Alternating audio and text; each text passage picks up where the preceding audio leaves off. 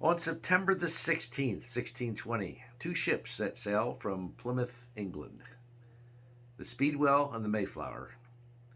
The Speedwell encountered much difficulty as they began their journey, springing many leaks in the ship. So when the two ships went to port in Plymouth, England, the Speedwell decided to go no further, and the 42 passengers from the Speedwell joined the 60 passengers and the 30 crew members aboard the Mayflower. Of the 102 passengers on board the Mayflower, the majority were devout Christians, and they were coming to America to shake loose from the bonds of the Church of England so that they could worship God as they believed Scriptures taught. And with great excitement and expectations, they set sail for the new land. Now, that's part of the story, but the rest of the story I'll tell you in just a moment. But first of all, let me say hello and welcome once again to another Heart to Heart Talk with me. I'm John Kuert, the pastor at Alpha Assembly in Clarion, Pennsylvania, bringing to you these messages every day from my heart to your heart. I hope they are a blessing in your Christian walk. And I hope and pray that this week especially will be a great week. And I thought I would just share some of these things about Thanksgiving this week to help us to keep up on our real history. You know, there are fake histories that they are purporting out there, like the 1619 Project and things like this that have a whole different history than what we have been reading in our history books for many years.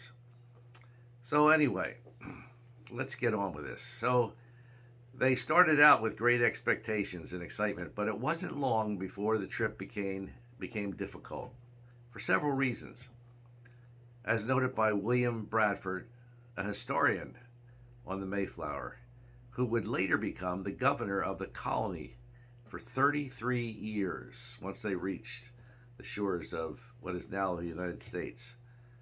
And many of the passengers became seasick, and huge waves would crash over the deck of the ship. Can you imagine that? The nights were cold and damp and dark. And remember, there was no indoor plumbing or electricity, no heaters. And to make matters worse, one of the crew, a very large man, would constantly curse and abuse those who were sick, saying he was going to throw them overboard and steal all their possessions.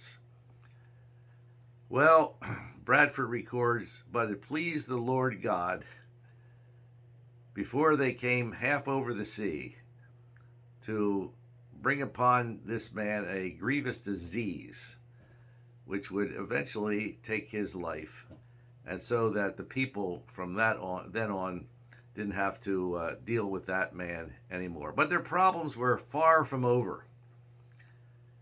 They encountered many fierce storms which shook the ship with tremendous force, so fierce that many times they couldn't even keep the sail out. And the force of the wind eventually cracked and bowed the main beams when they had just went over the halfway point across the Atlantic. And although the passengers and the crew wanted to turn back, Christopher Jones, the ship's master, assured all the vessel was strong and firm under water. And he ordered the beam to be secured. It was hoisted into place by a great iron screw, and that fortunately the Pilgrims brought out of Holland, and upon raising the beam, they committed themselves to the will of God and resolved to proceed. These 100 people, cold, wet, on a wooden ship in the middle of the ocean, put their hope and trust and lives in the hands of God. And the ship finally came within sight of Cape Cod on November the 19th, 1620. 2 had died at sea, and 2 had given birth. The Pilgrims scanned the shoreline just to the west of them and described it as a goodly land, wooded to the brink of the sea. William Bradford writes, after long beatings at sea, they feel with that land which is called Cape Cod, and they were not a little joyful. And you can imagine that they were thankful. But still, there were difficulties, and there were problems, and there were many other difficulties once they arrived on shore.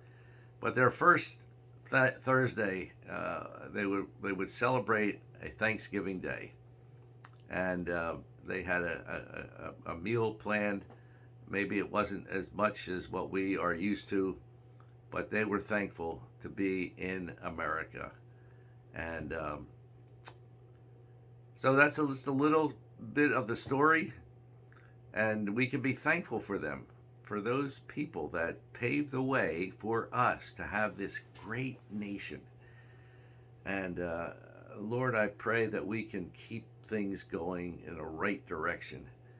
There are many indications that we are going off course, and the storms of liberalism and socialism and fascism and all of these things are coming against us, and just craziness.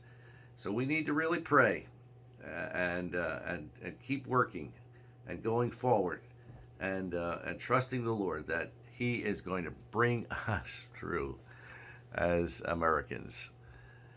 Well, God bless you this day, and we'll talk a little bit more about Thanksgiving as we proceed through this week.